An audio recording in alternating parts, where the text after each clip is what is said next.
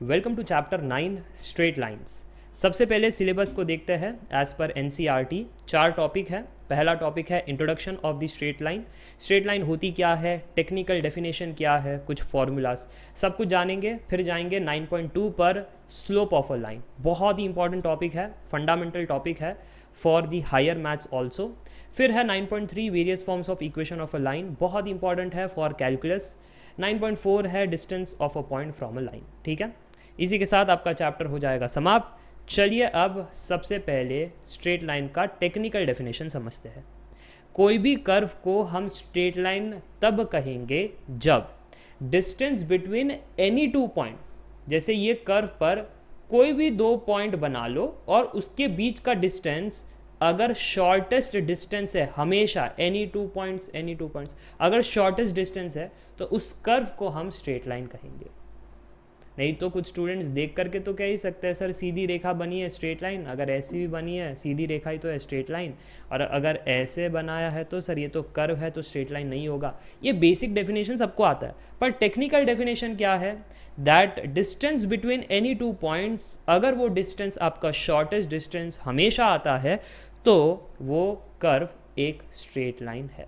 ठीक है, चलो अब इसी कॉन्सेप्ट को यूज़ करो और बताओ कौन सा कर्व स्ट्रेट लाइन है और कौन सा नहीं है। सर पहले वाले कर्व में ये मैंने 2 पॉइंट लिए तो डिस्टेंस रहा ये, और शॉर्टेस्ट डिस्टेंस भी वही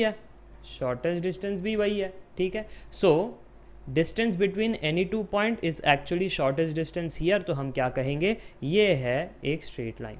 ओके, अच्छा इस कर्व पर देखो, इस वाले कर्व पर सर जी अगर मैंने ये पॉइंट लिया और ये पॉइंट लिया तो इन 2 पॉइंट के बीच का जो डिस्टेंस है वो है ये वाला, पर क्या ये शॉर्टेस्ट डिस्टेंस है? नहीं। क्यों? क्योंकि शॉर्टेस्ट डिस्टेंस तो ये स्ट्रेट लाइन होगी यहाँ से यहाँ तक। ओके, तो यहाँ पर distance between any 2 point is not the shortest distance, इसलिए this is not a straight line. ये एक कर्वी नेचर वाला लाइन है, बट ये स्ट्रेट लाइन नहीं है। अच्छा, इसको कुछ स्टूडेंट्स देख करके कहेंगे हाँ सर ये भी तो स्ट्रेट लाइन है। नहीं, ये स्ट्रेट लाइन नहीं है।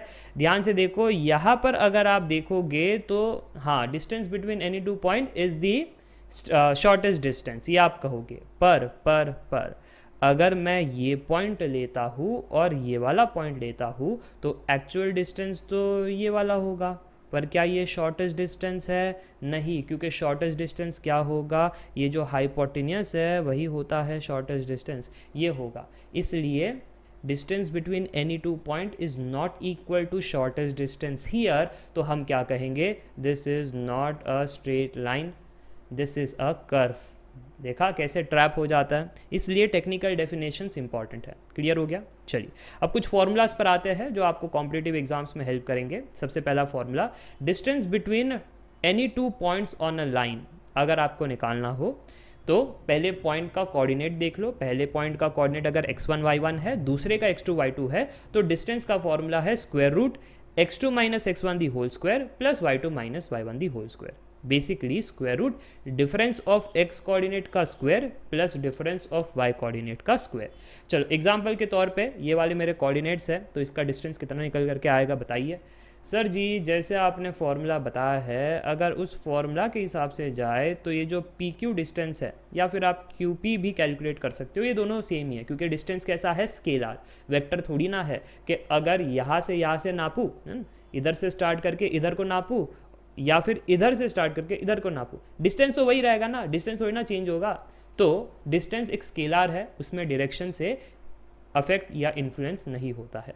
चलो, so P Q is equal to Q P, that is equal to square root X coordinate का difference, so 3 minus 6 the whole square plus Y coordinate का डिफरेंस, सो 0 माइनस ऑफ -4 यानी +4 हो जाएगा।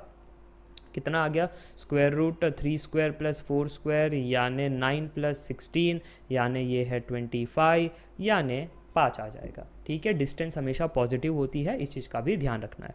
चलिए आगे बढ़ते हैं, अगले पॉइंट को समझते हैं कि अगर मेरे पास एक लाइन है, ठीक है, यहाँ पर कोऑर्डिनेट है x1 y1, दूसरी जगह है x2 y2, और ये जो एक पॉइंट P है, ऐसा ज़रूरी नहीं है कि बीचों बीच होना चाहिए, इधर भी हो सकता है इधर भी हो सकता है, कहीं तो एक पॉइंट P है। ओके, तो वो पॉइंट P ने क्या किया, इस लाइन को सेक्शन कर दिया, ठीक है। ये पहला सेक्शन m हो गया यहाँ से यहाँ तक, ये दूसरा सेक्शन यहाँ से यहाँ तक n हो गया, n यानी नॉटी वाला n, ठीक है।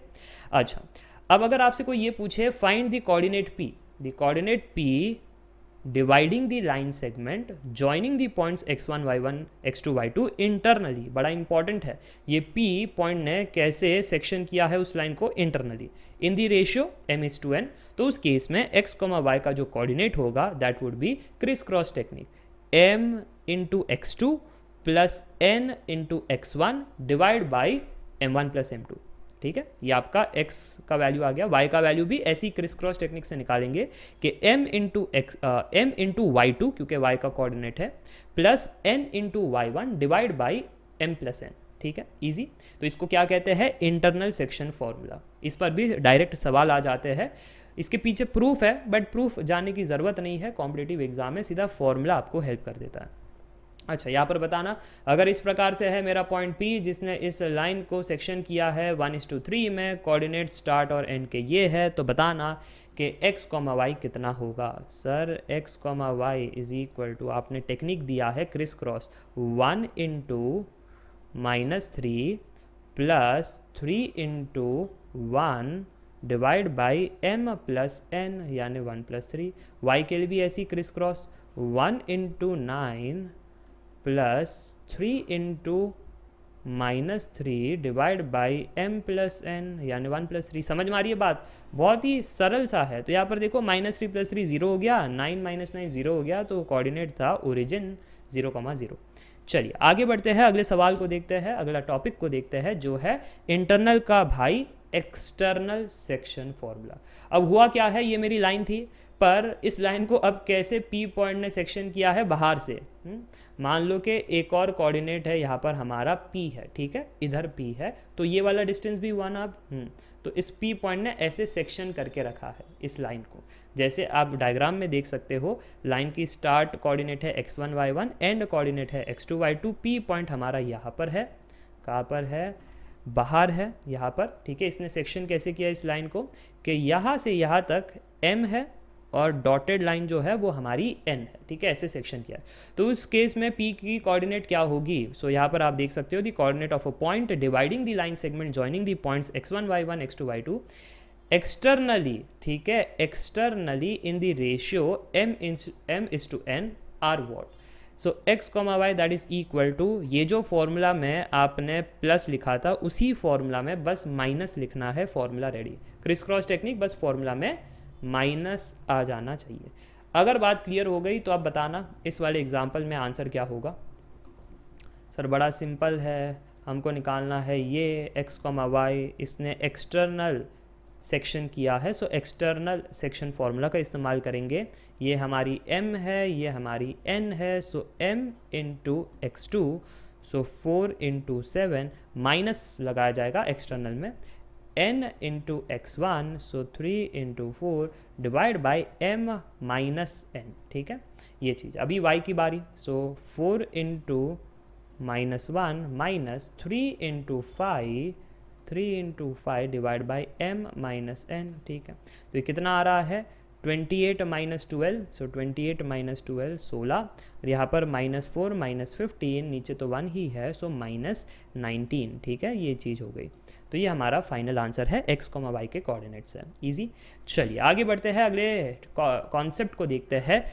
Point number 4, mid point of line segment. ये बहुत ही सिंपल है, जैसे ये मेरी लाइन है, बीचों बीच मिड पॉइंट का कोऑर्डिनेट क्या होगा, तो एवरेज ही होगा। तो यहाँ पर आप देख सकते हो कि P जो है वो हमारा x, y है, that is equal to average, so x1 plus x2/2, और y में क्या होगा, y1 प्लस y2/2। बहुत ही ईजी है। तो ये एग्जाम्पल है, इसका आंसर बताना। अब सर जी ये तो सबसे ईजीएस्ट हो गया, नो ब्रेनर हो गया है ना। यहाँ पर सेक्शन भी कैसा होगा, 1:1 का होगा, तब हमको समझ में भी आ जाएगा, ये मिड पॉइंट वाली कहानी है, ठीक है। कुछ नहीं, वो इसी का स्पेशल केस है। किसका स्पेशल केस है जनाब, इसी का स्पेशल केस है कि इसमें अगर m और n 1 हो जाए, ठीक है, तो किस प्रकार से होगा, मिड पॉइंट वाला फॉर्मूला आ जाएगा, बस ज़्यादा कुछ नहीं है, अलग से बायट करने की ज़रूरत नहीं है।